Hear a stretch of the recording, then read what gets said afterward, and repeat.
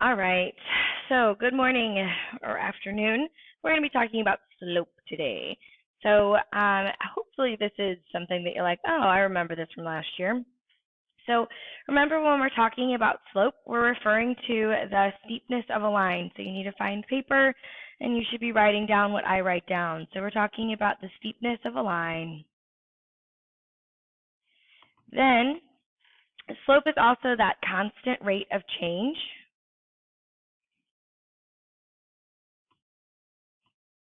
It is that constant rate of change, which is also the same thing when we talk about the change in y over change in x. This little delta math sign, that is just saying change. We could also talk about y2 minus y1 over x2 minus x1. So we're always referring to that constant rate of change or that constant of proportionality. All of those are talking about the exact same thing. There are technically four kinds of slope. So if you think about when you go up a mountain, you're having a very positive experience. When you go down a mountain, you have a negative experience. Then when the ground is flat, you're having zero fun, and then you fall off a cliff. That is undefined. So again, there's a positive slope. There is a negative slope where you're going downhill. I always think of skiing. There is well, that's not really all that straight. So this is a flat line or a horizontal, and this is zero slope. There is no rate of change. It is constant across. And then you have undefined. Hopefully you remember that. When we're talking about finding slope from a graph, you can identify 2 points on the line. There it goes. So you identify 2 points on a line. Then you're going to read this from left to right. And you're going to find the change in y over change in x. And it is always talking about that vertical change over the horizontal change. And then you just need to make sure that your slope is either positive or negative. We do not turn into decimal. We can also make sure that it is a simplified fraction. So when I'm looking at this line, I'm identifying 2 points. When we're looking at it, we want to find 2 points that are crossing our x and y axis, all of these different lines at exactly the right point. So I see this one. That's really big. And I see this one. Are there other ones in between here? Yes. And it really doesn't matter which ones you choose, as long as you choose the right, the same, like this is a good one, this is a good one, any of those. So we're going to talk about the change in y, or the rise over run.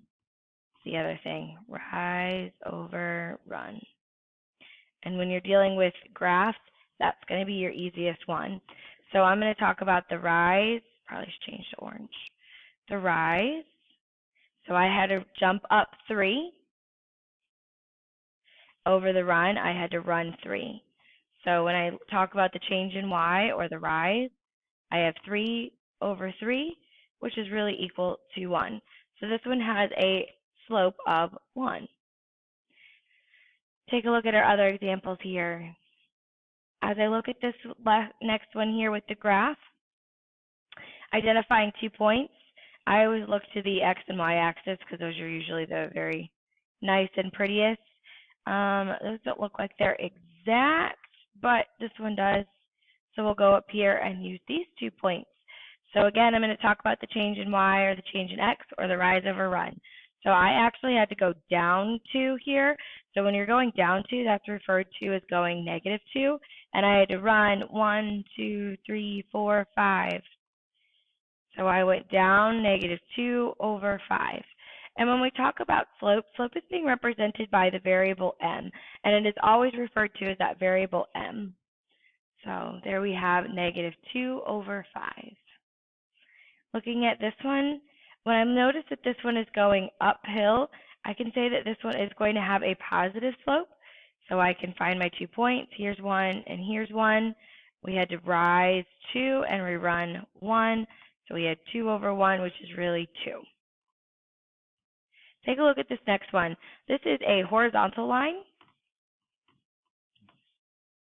When it's a horizontal line and we're talking about the change, the rise over run, pick 2 points. You have to rise 0 and you have to run 2. So this one really has a slope of 0. Anytime it's that horizontal line, we're talking about a slope of 0. All right, talking about our 2 points, remember that we have rise over run. We also have the y2 minus y1 over x2 minus x1, which is talking about the change in y over change in x, which is talking about that vertical change, that rise over that horizontal change. All talking about that same stuff. So when I'm looking at my 2 points here, there is 1 or 2 ways that you can do this. This is x1, this is y1, this is x2, this is y2. Because when you're talking about this ordered pair, this is my first ordered pair. This is my second ordered pair over here. So you get to identify which points are going to be for what, but we just identified our first one is y1, x1, and our second one is x2, y2. So making sure that I put this in that same order, so I'm going to do the y2, so -1 minus my y1, which is 5, over 4 minus 2. Then I'm going to go ahead and solve this. So when I solve this, I'm going to cross line change the sign, and I end up with -6. Remember that you can always put this in your calculator. 4 minus 2, and I get 2. -6 over 2, and I get -3. So the slope here is -3. Taking a look at B. Oh, hold on. There is a second way of doing this. I do want to show you guys. I'm sorry. It's early. I am tired. Okay. I'm going to make a table really fast, and I'm going to put these points in here.